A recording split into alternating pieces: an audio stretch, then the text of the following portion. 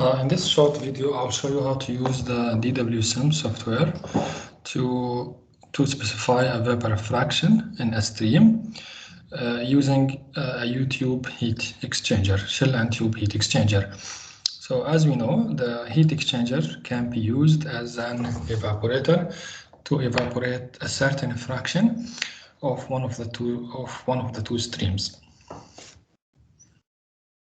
The statement of the question.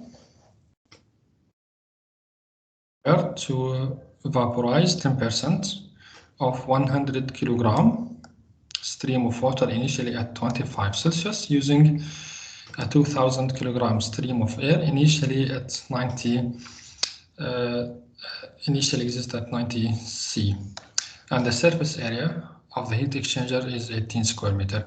So these are the initial conditions for the cold streams. It's 25 Celsius. And the mass flow rate is 100 kilogram. These are the conditions, the initial condition for the hot stream. It consists of pure air, initially at 90 C. The pressure is not given, but we can assume it as 1 bar. And this is the surface area. Using the DWSIM software, calculate the temperature of the air as well as the exchanged heat. So after opening the DWSIM software, go to a new steady state simulation and click. Then next, the first step is to specify the compounds. We have two of them. We have air and water.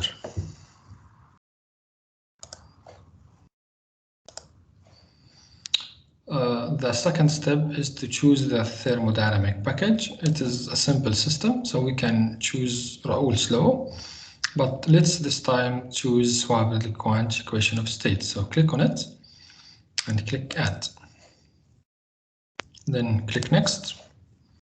The mass flow rate was given in the unit of kilogram per hour, so we can choose the system of the unit that give us the correct unit of the mass flow rate as given in the example. So let's choose C5. In C5, the mass flow rate is given in the unit of kilogram per hour. Then we finish. After that, we need to specify the streams. I think we need 4 of them. So let's drag 4 materials stream.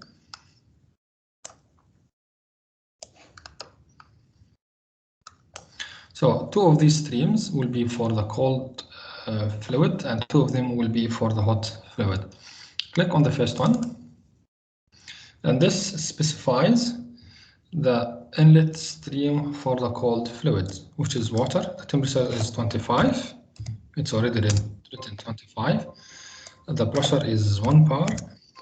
The mass flow is 100 kilogram per hour. Next, we need to choose the compound amount in terms of the mole fraction or the mass fraction. It doesn't matter because it consists of pure water. So the mole fraction of water is 1, and that of air is 0. So click Accept and change the name of the object to cold inlet and click Enter. So we have specified the condition of the cold inlet. This is a counter-current heat exchanger. So this, let's assume this one will be the cold inlet. The initial temperature is 90 and the pressure is 1. Make sure that you hit Enter after you write any number, just to make sure that the software considers the value that you wish. The mass flow was 2000 kilogram per hour. Next, choose the compound amount. The mole fraction of air is 1 and that of water is 0. So click Accept and change the name into hot.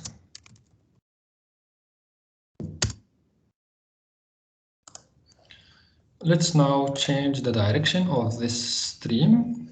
So click on the stream, then choose rotate, then -180 degree. Okay, we have specified the cold inlet and the hot inlet. Now, let's change the name of these two streams. This will be called exit. And this will be hot exit. We only need to change the name basically because the conditions will be calculated by the software, like the temperature or the exchange heat. Okay, then go to the exchanger and drag a heat exchanger to the window. Click on the heat exchanger. Now we need to do the connections. So the inlet stream 1 is the cold. It's called inlet. And the outlet is basically the cold exit. Inlet stream 1 is a hot inlet and its outlet is hot exit. So we have specified the connections of the heat exchanger. Let's close this one now and we will see the connections. Well, now let's specify the problem statement. The calculation type we need to specify. We would like to specify an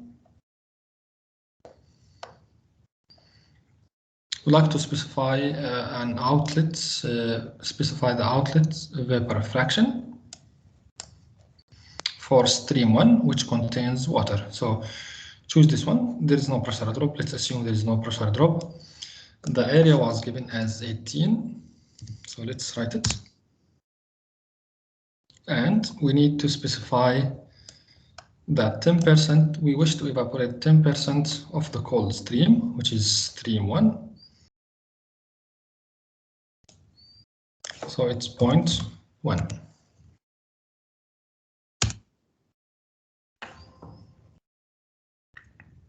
Okay, so the calculation are done automatically when we enter all the parameters. And we can see that the cold fluid outlet temperature, it's almost 100, which is the evaporation temperature of water at 1 bar. Like the software is not able to handle superheated stream, so we will just go for the saturated stream.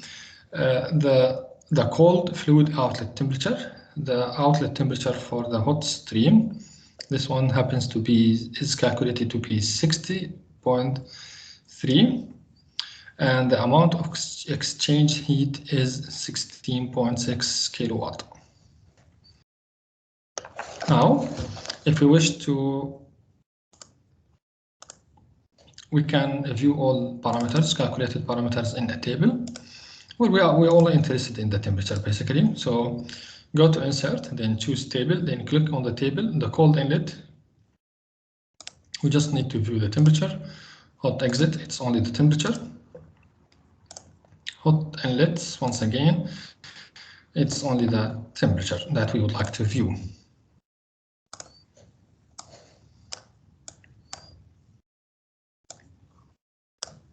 These are the temperature calculated for us. The cold exit, it's 100, almost 100, which is the evaporation temperature of water at 1 bar. The inlet temperature for water was 25, as we have specified. The exit temperature is 60.3, and the hot inlet temperature that we have already specified in the statement of the question is 90C. So in this example, we have calculated that in order to evaporate 10% of water at these initial conditions, the exit temperature of the air will be 60.3, and the calculated heat, the required heat, will be 16.62, and the global heat transfer coefficient is basically 23. So these are the three parameters that we've calculated. We calculated the outlet temperature of the air, the global heat transfer coefficient, as well as the exchange heat. Thank you so much.